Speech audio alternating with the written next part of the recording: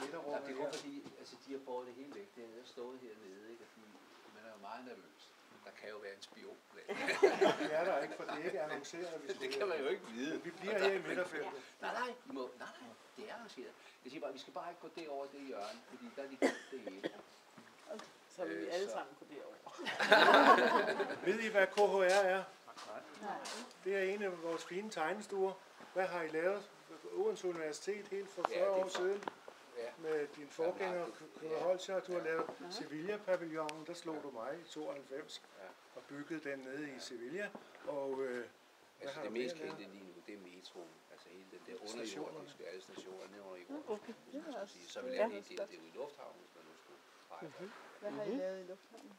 Altså de finder B, og vi har lavet hele Indenrigs Lufthavn, og vi har lavet det første store glasparkeringshus og flere andre ting derude. Lufthavnen går sådan lidt på skift med forskellige tegnstuer. Ja, og Jan har også en afdeling over på skolen, som hedder afdeling 7. Ja, så vi er professorer sammen der. Så, men altså der er jo, vi kan lige, hvis vi går ind i det der, jeg har sådan en lille kammer her, der kan vi jo slutte, så til sidst, der sidder jeg sammen med Vicky nu og vi laver udstilling sammen lige nu.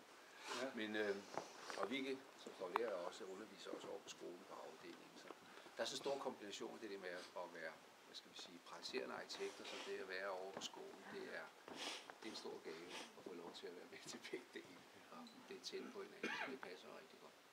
Men vi var jo så uheldige, det kan jeg jo lige sige, vi flyttede jo herud, og det bliver jo nok snart 5 år siden, jeg tror, måske endda mere, hvor vi brændte ned til grunden. Vi havde været herude ikke mere end 2 år, og så det var faktisk en fredag eftermiddag, og vi arbejdede faktisk med et projekt, som vi har arbejdet med utrolig mange år, og været med i alle de der økonomiske svinger oppe på Færøerne, i Klaksvik, altså den store by, den næststørste by på Færøerne, og på Nordøen. Og der havde lige været en hel delegation hernede, og det var pragtfuldt sommervejr, og Færøerne, de elskede det her sted. Og gik jo herude, det mindede utrolig meget af det, vi kom fra. Og jeg tog med dem ned til metroen, de skulle lige igennem, Christiania og se, hvordan det så ud. Og så stod jeg og vinkede til dem nede i metroen, de tog sig ud i lufthavnen, så tog jeg hjem, og så de satte mig ned. Så vi havde faktisk nogle sengelægger fra Italien på besøg, som også skulle afsted, så der skulle lige fejres lidt. Vi lige få sat os ned. Så en af vores gode kolleger, som bor herovre i Torpedohandlen, som kan kigge ud over det hele, så ringer han og så siger, Jan, jeg skulle kede af at sige det, men tegnestuen står altså i lys nu. Og det var altså en halv time efter, han var forladt. Og da jeg kom herud med det samme, der var det stort set. Og det de gjorde, det var, at de passede på Tages skur. Det var jo brændende.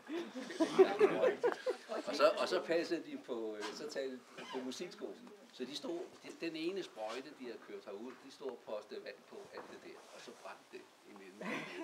Så vi stod bare og kiggede på, at det hele forsvandt.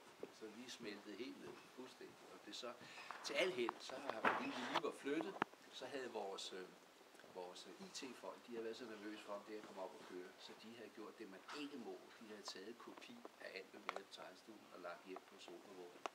Og det var selvfølgelig vores kæmpe redning, for ellers havde vi mistet alle vores data. Men altså alt, hvad vi havde af modeller og ting og sager, vi havde samlet igennem en lang, altså 60 år lige, det forsvandt.